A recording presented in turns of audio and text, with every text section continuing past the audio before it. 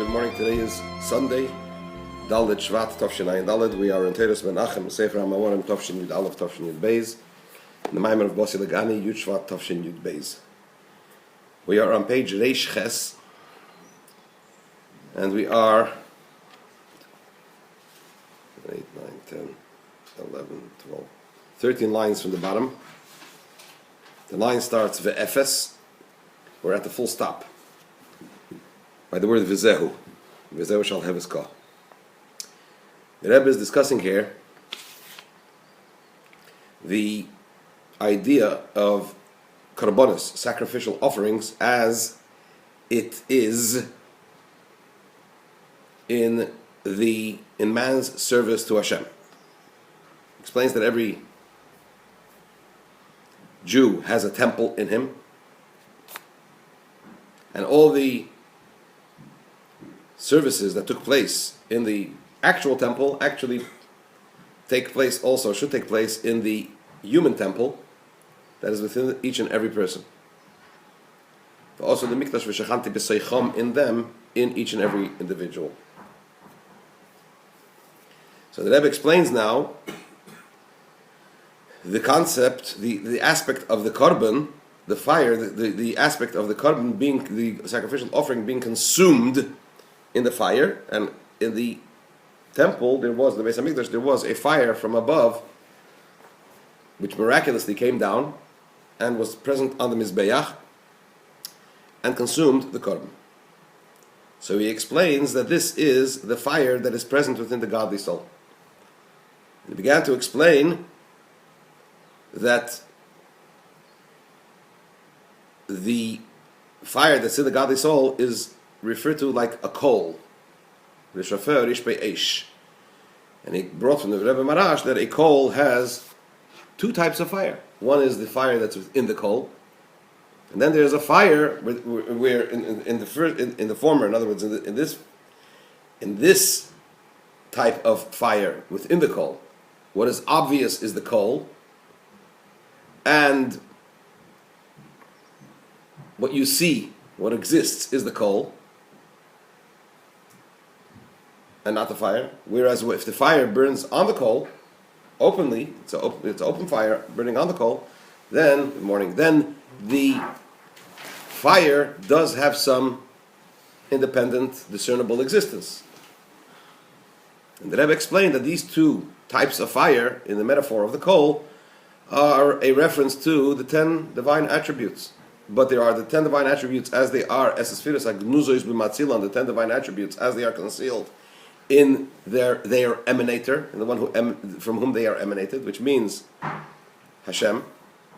And then there are the 10 divine attributes as they are revealed and manifest as 10 distinct divine attributes, discernible, and that is a reference to the 10 spheres of Atzilus, the way they are in Atzilus, in the world of emanation, revealed.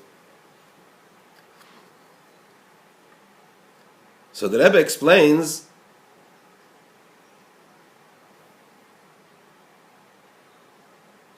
that even after the 10 divine attributes are emanated as 10 distinct, revealed divine attributes, nonetheless, they need to remain connected to their source, to their emanator, to Hashem. Because if not, they would disappear. They would cease to exist. That's where we're up to. 13 lines from the bottom. The line starts with Ephes. We're at the full stop. Vizehu shall have his call, carrying on the definition of the Posik. Rish Pei Eish shall have his call, which is a verse in Shir Hashirim. That's why it's referred to as shall have his call, the flame of Yudkei, the flame of Hashem, this fire that is possessed within the godly soul. The Kamei Hashal Heves Hashiyeshna Kamei Shiba Gachelis. Just like there is the fire as it is within the coal. Kamei Shehi. And then there is Kamei Shehi Ala Gachelis Ukshuraba. And then there is the fire as it is on the coal, and but still tied to the coal, connected to the coal. Vishal Heves Shala Gachelis. And the fire that is on the coal, it is possible for it to be on its own and separated. If you remember, that Rebbe brought to the Mishnah and the Gemara from Masechta Beya that if somebody throws the flame from one domain to another domain on Shabbos, there was a whole discussion whether, so the Gemara says that if it's just a fire on its own, then he is exempt from the prohibition of carrying from one domain to another domain on Shabbos. Why? And how, so the Gemara asks, how is that possible? So he says he throws it. He has a torch, for example, and he sort of throws the torch. He retains the torch in his hand, but he sort of throws the flame, and the flame detaches momentarily from the torch, and he's standing at the border between the private domain and the public domain, and it sort of exits into the public domain, and he's exempt from carrying from one domain to another domain on Shabbos. Why? Because the flame on its own doesn't have any real existence, any separate existence. So what do we see from here? That although it exists, but it needs to exist in a way that it remains connected to its source, right? But it still could be in a state of separateness. So too it is within the chain order of creation, which is a reference to what? The 10 divine attributes that are revealed, right? Which is a reference to the 10 divine attributes of Atzilus in the world of emanation, although they remain tied to their source. Good morning. Because, as the Alter Rebbe quotes in Igeres HaKodesh, in his section of Tanya known as Igeres HaKodesh, right? He quotes from Tikkunei Zohar. There's an expression that says, he, he, and the translation in the English Tanya is, he and his vivifications are one. He and his causations are one. What does that mean? Chayohi is a reference to the Eires, in the divine attributes in the Sfiris. There's Eires and Kelim. There are lights and vessels, giving energy and withholding energy, right? There's the giver and the receiver. There's the Eir, the light, and the receptacle that contains the light. So Chayohi is a reference to the Eir. Garmohi is a reference to the Kelim. So he and his Eiris are one, he and his Kelim are one. What does that mean? That the Eir remains united with its source, and the Kelim remains united with its source, even in their state of what? Of being full-fledged manifest Eiris and Kelim. So what is that a reference to? What is he trying to say here? That Dugmas hashal heves shalagacheles. This is a reference when we say Iva Chayoyichad, Iva Garmoyichad, it means that the source of the Eiris and the Eiris that are revealed remain united. The source of the Kelim and the Kelim as they are revealed also remain united as well. Dugmas hashal heves shalagacheles. This is in the metaphor of the flame and the coal. It is like a flame that is revealed and on the coal. It needs to remain united and one and connected. The open flame that's on the coal needs to remain connected to its source, which is what? The flame that's inside the coal. And the flame that's inside the coal is certainly one with the coal and undiscernibly separate. It's there, and all you see is the coal. But nevertheless, despite the fact that it needs to remain and does remain connected to its source, this open flame remains connected to its source. Nevertheless, as a result of the multitude of descents and mutations, afterly as it is possible that sof in the end it should be it gives room potentially that ultimately there could be a mistake and it could appear to be separate after many mutations and manifestations at very low levels. Why? Going back to this original metaphor about the person throwing the flame from one domain to another domain, where momentarily it could be separate, but nevertheless he's exempt because ultimately a flame cannot exist unless it is connected, right? So therefore the momentary existence of as a separate entity is not real in the real sense. Kamayim Razal, as our sages say, Ksev, HaKadosh Baruch Hu says, write it down. And if anybody wants to make a mistake, you have to let him make a mistake. Medrash says, I believe Rashi brings it in the Chumash also, that in Bereshis, when it came to the creation of man, Hashem says, in the pasuk it says, Na'asa Adam, let us make man. Na'asa Adam, let us make man. Why plural? So So it says that Hashem consulted with the angels whether he should create man or not. So Moshe Rabbeinu came and said to Hashem, he said, if I'm going to write Nasa Adam, let us make man, this gives room for somebody who wants to say that there's, God forbid, heaven forbid, more than one God. He'll say, look, it says Nasa Adam, there's more than one boss, as it were. Right? And they might not interpret it as what? As a reference to Hashem consulting with the angels. So Hashem said, Kseif, you write. You write it down like I say, Na'asa Adam. Let us make man, plural. For anybody that wants to come and make a mistake, let him make a mistake. Don't worry about it. So what do we see? This is the idea that the many mutations and manifestations and descents, it is possible for there to be a mistake, and one may think that it could be separate.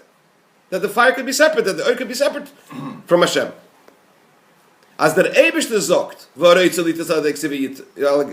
Hashem says, let there be someone, and if right, and whoever wants to make a mistake, let him make a mistake. Means to say that this is Hainu. Shemitzata shall heves. It's from the perspective of the flame. There could be room for what? For a mistake that it is separate. Because it's the Eibishter says, whoever wants to make a mistake, let him make a mistake.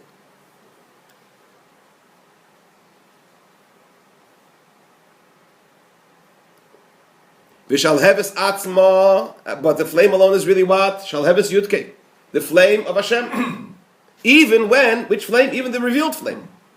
Shayud yeshba koitze shal yud, because the yud, which is a reference to the 10 spheres of Atzilus, which means the revealed divine attributes, the divine attributes as they are already emanated as full-fledged 10 distinct revealed attributes, which is like the revealed flame, that is the Yud.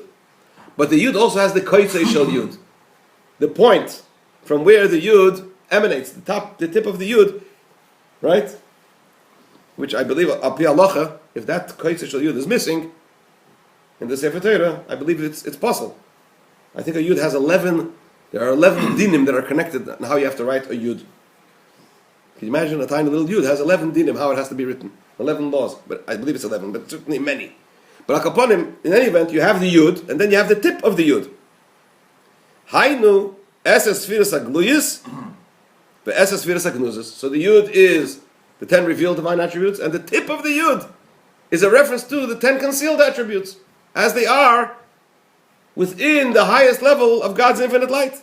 So Shnei Yemim Shalheves Yudke. Both of them are Shalheves Yudke. Both of these levels of the 10 divine attributes need to remain connected to Hashem. The Esses Vidas HaKnuzes, the concealed ones, are certainly, because that's like the fire that's within the coal. Even the Shalheves, even the Esses Vidas HaKnuzes, the revealed flame, which is a reference to the 10 divine attributes as they are on the coal, that also really and truly, even though it leaves room for mistake that ultimately, through many mutations, it could appear to be separate, nevertheless it still remains, shall have his car connected to Hashem. That there is no separateness between them and Hashem, God forbid. So that is the way it is in the Eires Lamaila, as it is in the divine lights, as they are divine energies, as they are above. But this is also a reference to the love of the Nefesh Elokis, right? Hashem, the Pasuk says, the Rebbe explained that what? That this is a reference to the love that the godly soul has in its soul as it is clothed in the body. So that means that it remains connected to the Eish Shalamayla, the fire. It's just like the fire of above, which remains connected to Hashem, and that's why it has this love. And the love that the godly soul has within it, Nikras Gamkin Shaleves Yudke, is also called the flame of Yudke, which means what? That it's a godly flame, and it remains connected to Hashem at all times, even the way it's clothed in the body. Not only the way it is Lamaila, as the way it is above, which would be the parallel to the Esses Vidas HaKnuzes, the 10 concealed attributes which are within the kol, but even the way it comes down here, Lamata, down below, it still remains connected to Hashem. Like the flame that is on top of the kol, a revealed flame also remains connected. The Rebbe spells it out. Hinei Bereishis, for it says in the first verse of the Torah, Bereishis bara Elokim es hashamayim v'sa'aretz. Bereishis, in the beginning, bara created Elokim. When Hashem created the world, the heavens and the earth. So the question is asked that grammatically, and Rashi alludes to this, explains this, it should either say Reishis bara Elokim es hashamayim v'sa'aretz. First Hashem created the heavens and the earth. Or if he says Bereishis, in the beginning, it should have said Bereishis beroi. In the beginning of Hashem's creation of the heavens and the earth, the world was empty and naught, and so on and so forth. Right? Bereishis bara seems to be grammatically incorrect. So that's why it says Bereishis means Beis Reishis. That's for Beis, for two things, Reishis, in the beginning, bara Elokim es hashamayim v'sa'aretz. Because of two things, Reishis bara Elokim es hashamayim v'sa'aretz, Hashem first created the heavens and the earth. That because of two things that are alluded to as Reishis, as the first, Hashem created the heavens and the earth. What are those two things? The Yidden and Torah. B'shvil Yisrael, b'shvil HaTorah. The Hinei Bereishis, b'shvil Yisrael, shenikraim Reishis. And he brings two psukim, Rashi brings that what? Two verses where we see that Yidden are referred to as Reishis, and Torah is referred to as Reishis. What does that mean? Shekol ha'ish tal shalus. So going back to this idea of Yidden, what does it mean? We're talking about the Nefesh Elokis, the godly soul, right? That the entire chain order of creation, Hu B'Shvil Yisrael, is for the purpose of Yidden. Meaning to say that we should be able to carry out our Avodas Hashem through Torah and mitzvahs. To serve Hashem through fulfilling the Torah, to learning Torah, fulfilling the mitzvahs. So from this it's understood that if the entire chain order of creation was created so that a Yid should be able to fulfill what? His mission in life to serve Hashem through learning Torah and fulfilling mitzvahs, that means, it's understood from this, all aspects that there are in the chain order of creation, there are their parallels, and they affect Yidden as well. Why? Because if the whole Seder Ishtalshalus is created so that a Yid can carry out his mission, it means that the aspects that exist within Seder Ishtalshalus will find manifestation and parallels within the person, within the Yid. So too, there is this, concerning this idea of the godly flame, which the Rebbe explained before at length, is a reference to the two modes of the 10 divine attributes, which is what? The 10 divine attributes are the building blocks of Seder Ishtalshalus, of the chain order of creation. This also, this also manifests itself and affects the Yid, that in him too there should be this godly flame. Which means what? In simple terms, this godly flame within the person, which is the parallel to the godly flame of the Seder Ishtalshalus, in simple terms means the love to Hashem. That the godly soul has love to Hashem. The Rebbe now explains it even further. Ksiv, it says in the pasuk in Pashas Kiseitze, where Moshe Rabbeinu tells the Yidden that Bilam, Prophet Bilam, was hired by the king of Midian to come and curse the Jewish people, and Hashem did not want even to hear what Bilam had to say. Bilam, God did not want to listen to Bilam. Why? Because Hashem loves you. So the Alter Rebbe explains in the Likutei Torah, when you say the expression Hashem Bilam, it should have said Hashem didn't listen to Bilam. Bilam means that Hashem didn't even want to hear. I don't even want to hear what you have to say. In other words, he's not going into a discussion and a debate whether Bilam is right or wrong. He just doesn't want to listen. Don't even bother. That's what it means. Why? Because Hashem loves you. So because of Hashem's tremendous love for a Jew, when somebody comes and speaks badly about him, like Bilam, he just doesn't want to hear. It doesn't even enter. There's no entry point. It doesn't begin. But it explains it like this. Chassidus explains, Mamshich liyis b'cha ahava v'oyev eischa. Ki ahevcha, Hashem lekecha, ahevcha is a very interesting grammatical word. So Chassidus explains it that ahevcha means the love continues to be in you, and Hashem continues to love you. That's what it means. And Chassidus explains the one depends on the other. That because the love continues to, that Hashem continues, that the love continues to be in you, that's why Hashem loves you. What does that mean? This means this idea that the Rebbe is explaining here, that godly fire, which is now revealed, needs to and does remain connected to its source. Ihu v'chayoi ihu v'garmoi. That the ihu, he, means the source, Hashem, and his oiris and his kelim remain connected to their source. They remain connected to the ihu. So too in the nefesh Elokis, in the godly soul, even the way it comes down in the body, it remains connected to, Hashem remains connected, continues to be connected with the nefesh Elokis in a direct way, and therefore that love continues. And one depends on the other. Who loves you? So the Rebbe says, this is a reference, this is a reference to the very essence of Hashem's infinity. Because as a result of the godly flame as it is above, where they are, it's like the coal, the fire that's within the coal. This also manifests itself and reflects itself in Yidden. And in this, there is generally two types of love. The Rebbe defines this brings the metaphor and defines it in the Nefesh Elokis. Just like as explained before, there are the 10 divine attributes as they are in the emanator, which is what? The 10 concealed divine attributes. And there's also the 10 divine attributes as they are already manifest in the world of Atzilus, right?